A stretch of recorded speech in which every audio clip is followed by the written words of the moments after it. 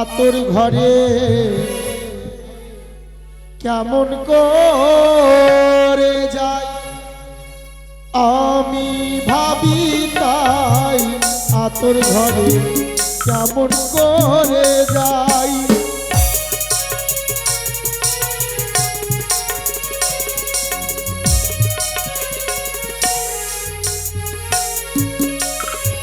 ওগো আমি বিধি জানাই বলে পুত্র কন্যা জন্ম নিলে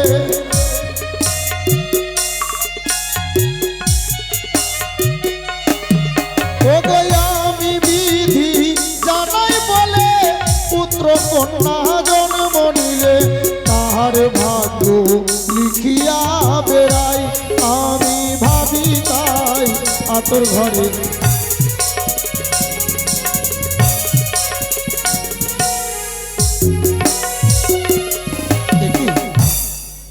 দ্বারে যেন দাইমা ঘুমিয়ে রয়েছে আমি কি করে প্রবেশ করব তাকে লঙ্ঘন করে যেতেও পারবো না দাইমা আরে ও দাইমা কি কে কে কে কে কে শান্ত হও মা আমি অন্য কেউ নয় তবে আমি স্বর্গেরই বিধাতা কিন্তু আমি যে দেখতে পাচ্ছি নে মাগো মর্তের মানব তুমি আজ তুমি আমায় দেখতে চাও হ্যাঁ বেশ চেয়ে রাখো আজ আমি তোমায় দর্শন দিলাম প্রণামে হয়তো বুঝলে কল্যাণ হোক তব কিন্তু এত রাত্রে এই চম্পকনগরে রাজপ্রাসাদে শোনো মা পৃথিবী মাঝারি যত জীবই জন্ম নেই ললাটে লিখন করা কর্ম আমার সনকার কোল আলো করে যেই নবজাতি জন্ম নিয়েছে তার ললাট লিখন করতে হবে আমায় যদি তাই হয় আমি তোমাকে বাধা দেব না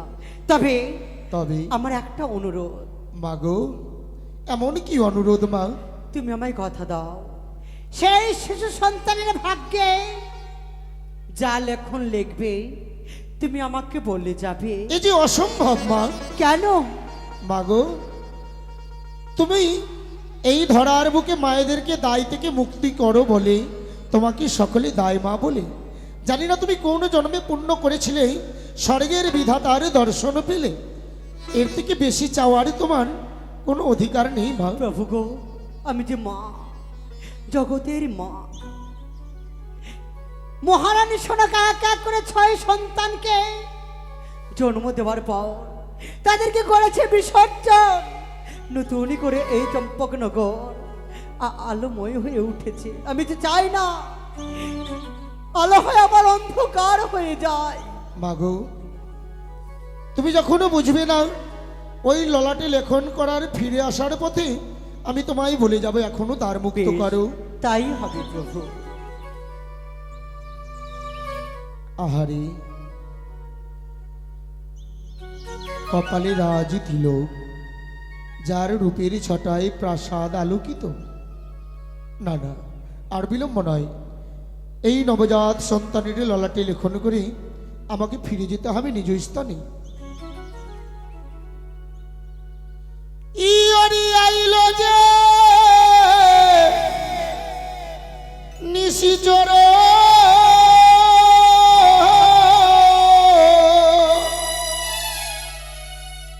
বিধিলে কি দুরাচার লেখে বিধি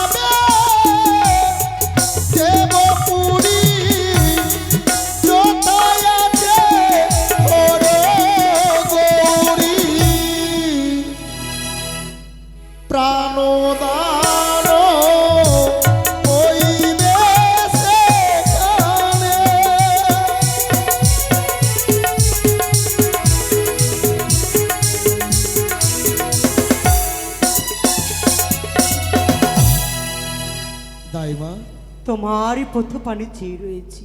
এখনো জেগে বসে রয়েছ? বলো না গো, এমনই কি লেখনি লিখেছো? মাগো, কি? এই এই ললাটে যা লেখনে লিখেছি তুমি শুনতে চেয়েও না মা।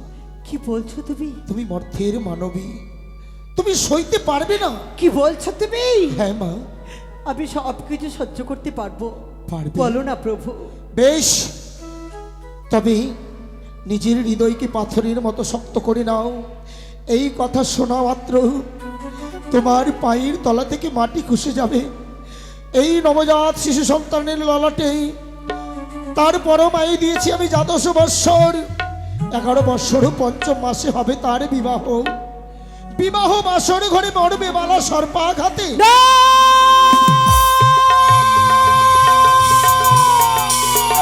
না প্রভু, না!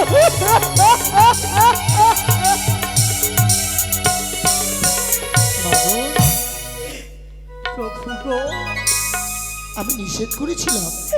এমন কি অপরাধ করেছে শিশু সন্তান? কেন তার ভাগ্যে তুমি এই লেখন লিখেছো? আমি যে নিরুপায়, তার প্রতিকার? তার প্রতিকার রয়েছে মা। তার যে সতী নারী নাম হবে বেহুলা সুন্দরী। কলার ভুরাতে করি ভেসে যাবে দেবপুরী। সেখানে প্রাণদান হবে যদি এই সন্তানকে চিরকুমার করে রাখে। যদি কোনোদিন বিবাহ না দেয় 100 বছর বেঁচে থাকবে এই বালা। তাই? হ্যাঁ মা। তাই যেন হয় প্রভু, তাই যেন হয়। তবে শোনো মা, কি? যাওয়ার সময় আমি তোমায় চেতনা দিয়ে যাই। আমি যেই কথা তোমার কাছে প্রকাশ করেছি, এই কথা যদি তুমি ভুলবশত কারুর কাছে প্রকাশ করো মা, তাহলে সেদিন তুমি শিলায় পরিণত হবে। না!